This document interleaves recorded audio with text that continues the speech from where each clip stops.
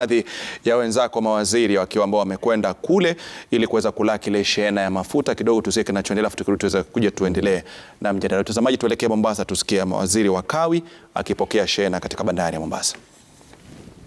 And the inflation that I talk about, that is, you know, the inflation in the US for once went up to 9%. I don't know whether you guys know that. Sometimes we look at ourselves negatively at 7%.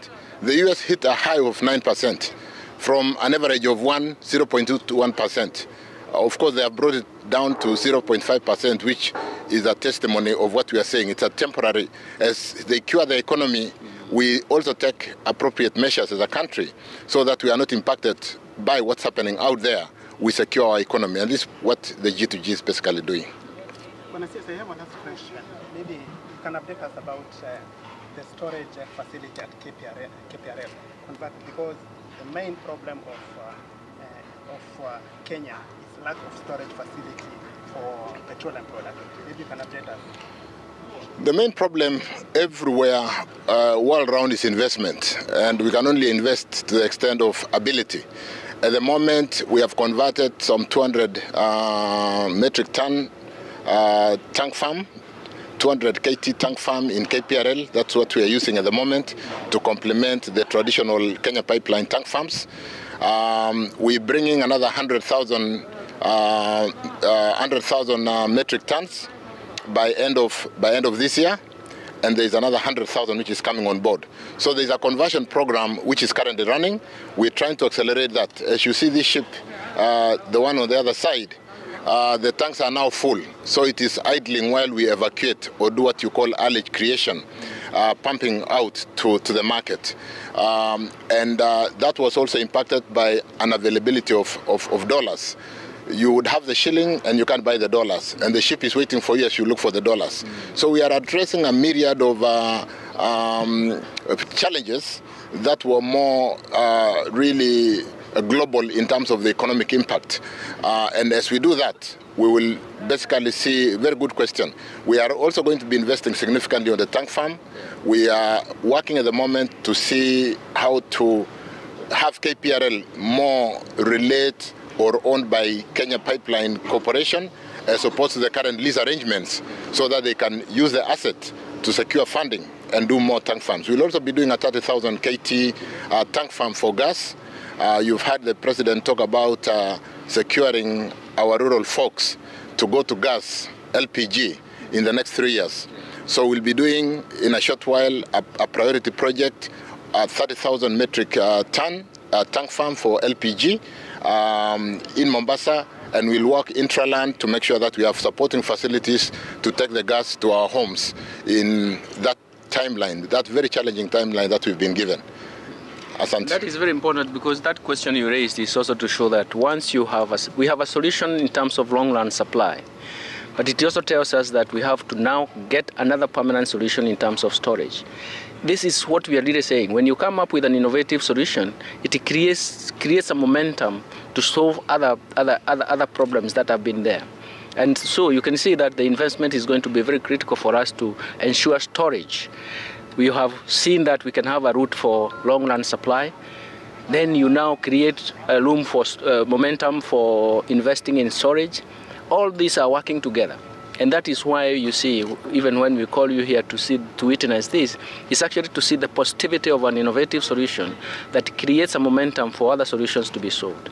That is for us very, very important. That is, by the way, that is what in simple terms we say development. By the way, do you know that? Yeah? That's what it is. Development is about innovative solutions which create a momentum and internal demand for other solutions to come and support that solution with permanency. Yeah. There's an outcry that the government borrows at the expense of the taxpayers. You need to read works on growing with debt, and I can send you some works that I've done myself before I joined this job. Growing with debt started with the Marshall Plan. Okay, remember do you know the Marshall Plan? It is the one that developed Europe after the devastating consequences of the World War II, isn't it? So growing with debt is a very important concept in development, so that because you cannot manage to get all the resources you need through taxation, then you can borrow. and fund development. And because of the response, the supply response and development discourse that goes with it, you can raise future taxes to pay for those debts. We call it Ricardian equivalence in economics. But if you want more information, I can really be available. I don't charge my education system. Yeah, it's called Ricardian equivalent. But if you want to read that, it's a whole special issue of Journal of African Economists. I brought in the concept of growing with the debt in African economies. There are opportunities, there are solutions, but there are also pitfalls. So like what you're really saying is really a pitfall. Do you raise taxes immediately, or what happens? But the most important thing is to understand that once the cost of debt or the interest rates on debt, the real interest rates on debt is higher than your growth, you have a solvency problem. And that is what we have been trying to solve in this whole issue of growing with debt. Okay? So we are there. Ricardian equivalence has been used since, I don't even know what century. Ricardian was living in the 11th century. So my friend, we are there talking about it because you want, for example, he raised the issue of storage, isn't it? We want that storage now, but we may not have adequate resources to put it up. What we can do is borrow to put it up and use the resources that we generate from the vibrancy of this sector to fund that in future, isn't it? So it means that we get the debt, it is like you are getting your tax returns in future to the present and then pay back. Thank you, Waziri. We've learned today Ricardian equivalent. Growing with the debt. Tunawashukuru sana. Pengine kuna bado maswali moja mbili? Asanteni sana. Thank you so much. Thank you so much. Tunawashukuru. Then we need to support in your own write-up. We support all innovative solutions that support the supply side, because what we have seen, we have been hit from the supply side, not the demand side. The demand side is still there, isn't it? But we have been hit from the supply side. And supply creates a scarcity value. That is where inflation starts happening.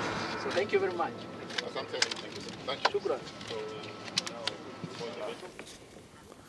Na mtazamaji, kama waweza kuangalia waziri wa kawi, waziri wa fedha wakiwa pamoja kule bandarini Mombasa wakipokea shehena ile mafuta.